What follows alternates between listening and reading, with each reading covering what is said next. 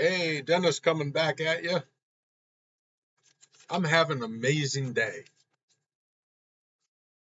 I'm just in love with where I live, what I do, who I am. Oh my God. Years ago, that didn't sound like me. But now that my inner child is up and outside and playing with me, I can be whoever I want. I am my own parent. Sometimes my little Dennis does things that I say, Dennis, you don't know if you really want to do that, but I keep doing things. So I have a thought today. The thought was a video I saw once about Barry Manilow. And they said to Barry Manilow, you write jingles for numbers and numbers of advertisements for big corporations and stuff. And he says, also, you write ballads and you write songs, and all of your songs become hits. How do you do it? And Barry says, it's a formula. It's just a formula that you follow. And what the formula does is the formula takes the person who's listening to the song and it starts them out at a certain vibration.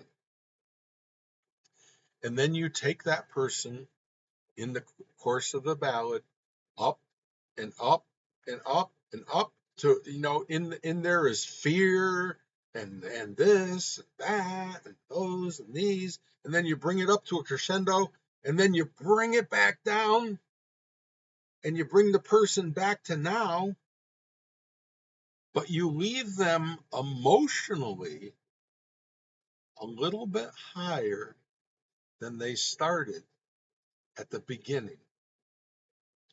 And it's a hero's journey song. If you listen to every one of his songs, it's the hero's journey. It's I don't know.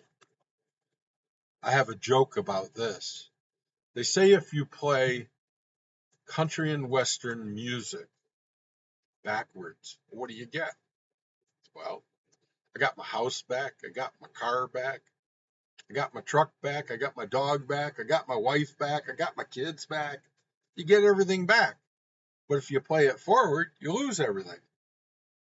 Well, in Barry Manilow's song, you lose things, then you get it back, and they leave you happy. That's what it's about. Now, I remember this video that I saw. I'm going to take you on a little bit of an emotional ride, and you're going to see that they're taking Barry Manilow's formula and they're playing it on us right now in this world. So here's what they're doing to our emotions. There's a video. Go to Google and type in Japanese time-lapse video 1945 to 1998 atomic bombs that were set off. The first one in that video is Hiroshima, then Nagasaki. The first one is the test of the one that they built, which was I forget Project. Anyways, they kept it secret.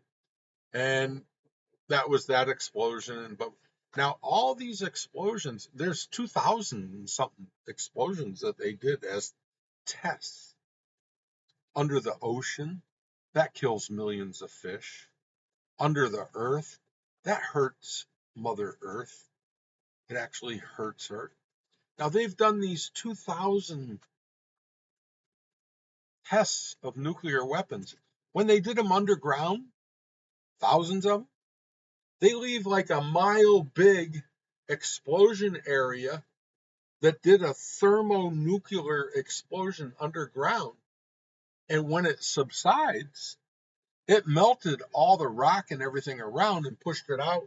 And the rock hardens and it becomes a place where they can build a city underground. You wonder where all these underground dumps and everything came from? That's where it is.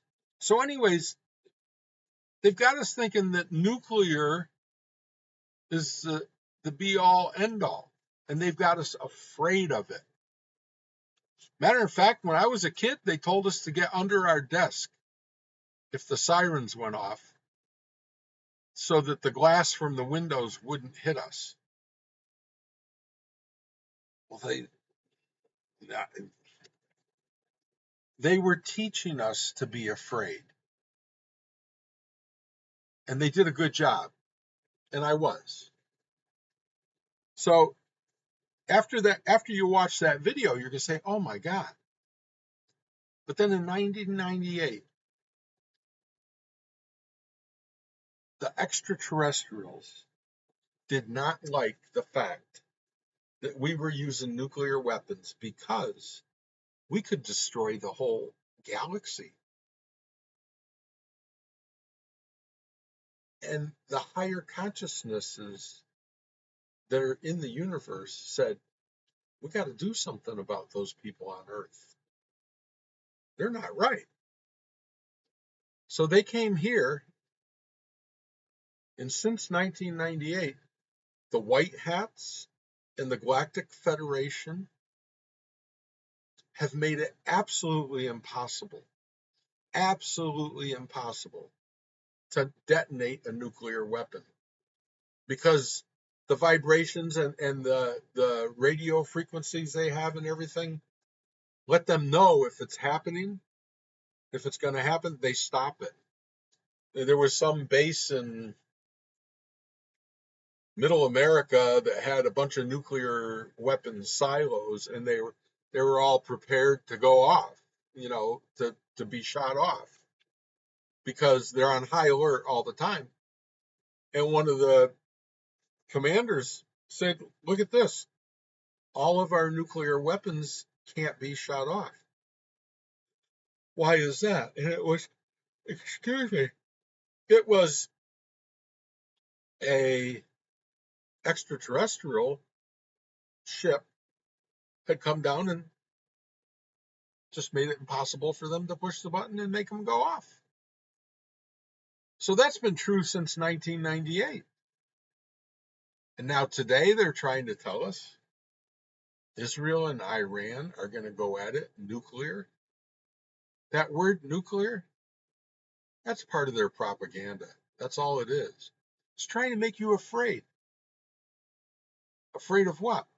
Afraid of now? Do me a favor. Look out your window. What do you see? I see trees, grass, sunshine, nature. Every once in a while, a person walks by with a smile on their face, maybe walking a dog or whatever.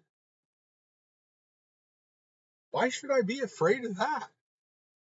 Oh, but I can turn on the TV or the computer and, I'm afraid. I'm afraid. Whoa, whoa, whoa, whoa. Look out your window. There's nothing to be afraid of. It's now.